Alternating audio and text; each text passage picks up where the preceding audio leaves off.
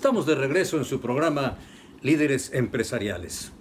Les comentaba de este empresario del Hotel de Guadalajara.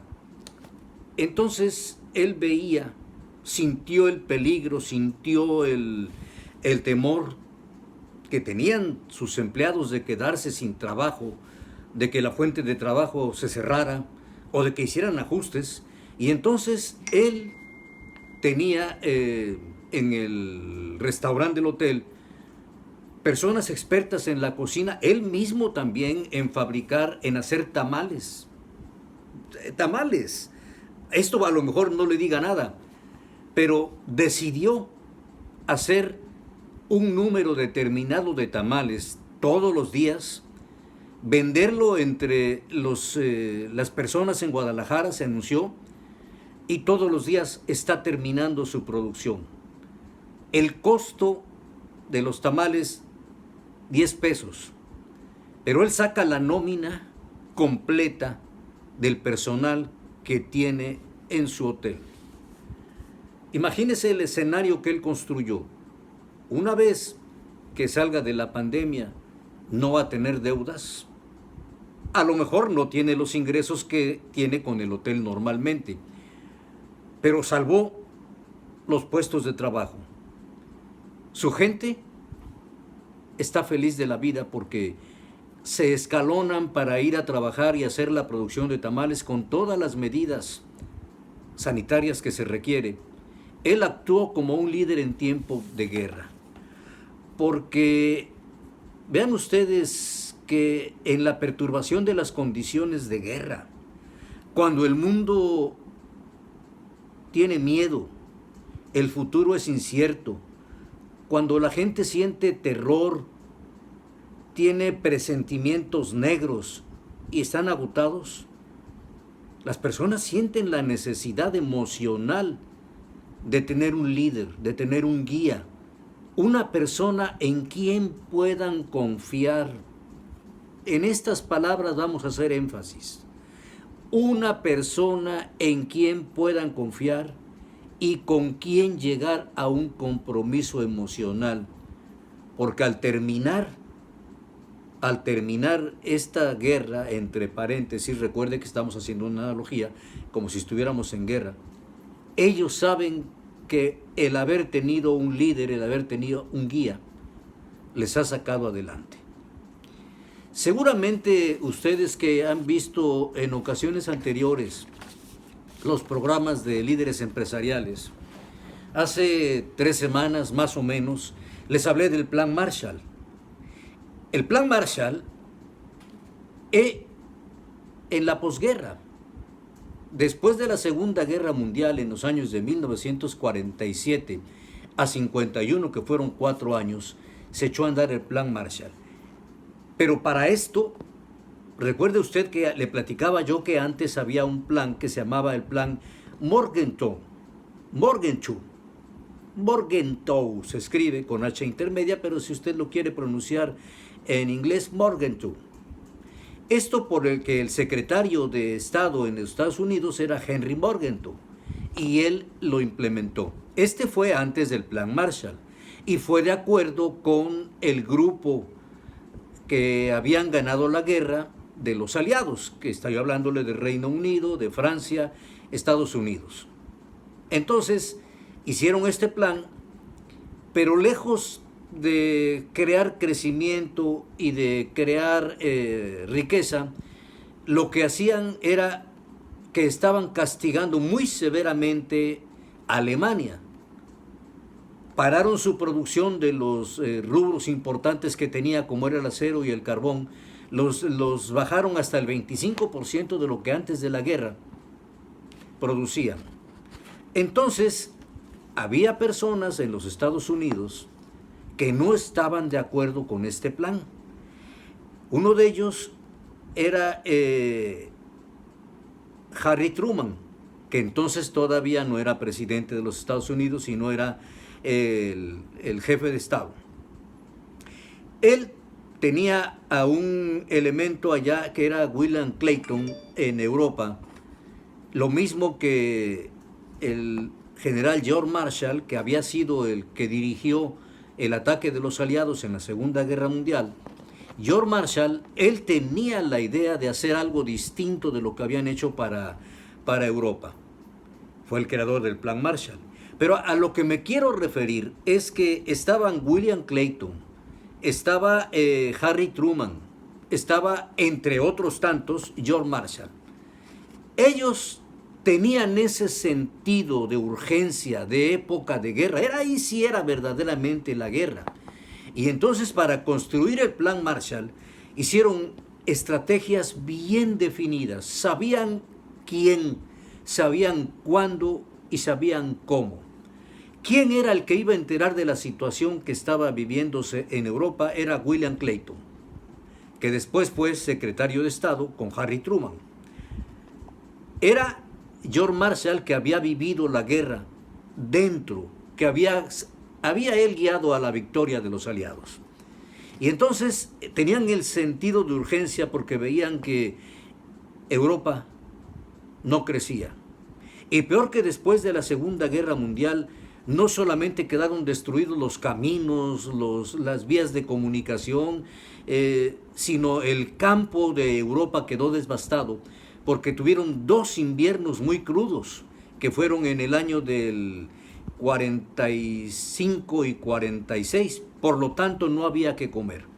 Y algo que describió William Clayton era el hambre que estaba viviendo toda la Europa, tanto los grandes como los países pequeños. Esto hizo que George Marshall dijera, esto ya no puede ser, es urgente un plan, y entonces él tomó el plan, le voy a decir a ustedes unos pasos que debe tener un auténtico líder de guerra, pero le estoy poniendo ejemplos para que después ya vayamos casándolo con los 6 pasos que debe tener un líder de guerra. Entonces George Marshall, ya una vez que era Harry Truman el presidente, le presenta el plan que habían elaborado entre todas las personas que habían participado aquí. Habían tenido fuertes mesas de debate hasta que llegaron a un acuerdo. Lo presentaron a través de un discurso y ven ustedes la flexibilidad que debe de tener un líder de guerra. Ellos no lo impusieron, se lo presentaron a los europeos y dejaron que ellos fueran quien determinaran qué países iban a tener la mayor proporción del dinero que iba a llegar a través del Plan Marshall a Europa. Luego entonces ellos hicieron un plan que desarrollaron también, que despertó confianza y que eran esos líderes que estaban esperando los europeos que estaban muriéndose de hambre. Esto es otro ejemplo de lo que son los líderes de guerra. Y le voy a poner a usted otro ejemplo local.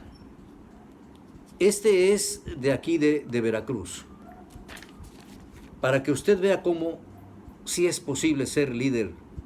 Estamos viviendo una situación económica difícil. Muchas empresas están cerradas, pero los dueños de esas empresas están esperando que lleguen los nuevos tiempos. Están esperando que el gobierno les tienda la mano o están esperando préstamos para poder subsistir. Han despedido mucha gente. Se han perdido puestos de trabajo. Aún no tenemos el resultado de lo que esta pandemia nos va a dejar, pero esto que estamos viviendo apenas es la punta del iceberg. Vean ustedes la empresa de la que les hablo. La empresa se llama Constructora Grucani Maco. Grucani Maco. Su director es el ingeniero Carlos López Fernández. La historia es la siguiente. Como usted sabe, se cerró el ramo de la construcción. Dadas las condiciones generadas por esta pandemia del COVID-19, la empresa se vio obligada a suspender actividades. Por ello, empezaron a pensar el líder qué es lo que podían hacer para mantener su plantilla laboral y para no dejar de tener ingresos. Se analizaron opciones entre trabajadores, directivos, y acordaron un proyecto de ensamblar módulos de sanitización. Vean ustedes, el líder, que es el el director, el ingeniero Carlos López Fernández, convocó a todos sus empleados, los tomó en cuenta, pidió sus opiniones y de esta manera intervinieron fontaneros, eléctricos, aluminieros, albañiles.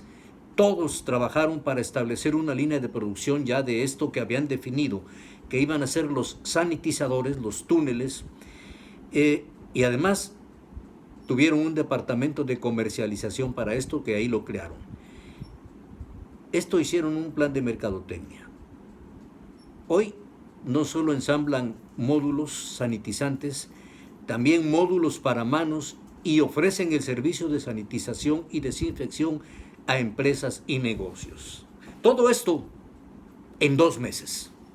Y si usted ve las comunicaciones de esta empresa, usted puede ver ahora incluso espectaculares en donde hablan de un túnel sanitizador. Este túnel sanitizador usted lo puede poner en la entrada de su casa, en la entrada de su negocio, y consta de un tanque de 200 litros de un producto que está autorizado por la FDA, está autorizado por la COFEPRIS en México y que está demostrado que es activo contra virus y contra bacterias.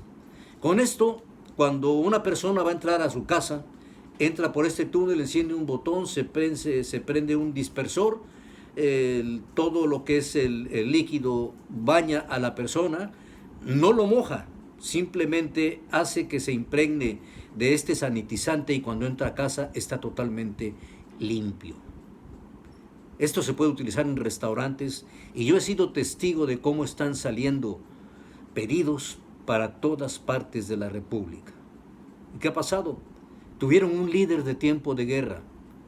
Los líderes lo que deben hacer en estos tiempos de guerra son 6 pasos tan importantes que cuando los revisemos, si los hubiéramos revisado antes de ver estos ejemplos, estaríamos pensando que son solamente enunciados. Pero no. Es personas que pensaron como si estuvieran en tiempos de guerra, que pensaron que tienen la responsabilidad social de mantener los puestos de trabajo. Y lo más importante es que esas personas despertaron la confianza en sus asociados, en sus empleados. Se ganaron el rasgo de liderazgo y usted ve en estos talleres, con todas las medidas que hay para que una empresa esté trabajando, para que estén desarrollando ya 3 productos: el túnel sanitizante, el sanitizante para manos, que se puede utilizar en la entrada de cualquier comercio o de cualquier sitio público, y el último, que es sanitizar una casa completa. Esto es fundamental para ser un líder en tiempos de guerra. Espero que este tema les sea interesante y al mismo tiempo les sirva para que usted vaya pensando en qué hacer ahora que, o no bien ahora, sino ya que usted está en planear su negocio para los siguientes años, porque no van a ser meses ni semanas, van a ser años difíciles. Pero si usted se convierte en un líder de tiempos de guerra, va a tener éxito, va a sobrevivir, va a mantener a sus empleados y lo más importante, se va a convertir usted en un líder de éxito. Vamos a regresar con los 6 títulos que debe ser un líder en tiempos de guerra. Regresamos en 2 minutos, vamos a un corte de los patrocinadores.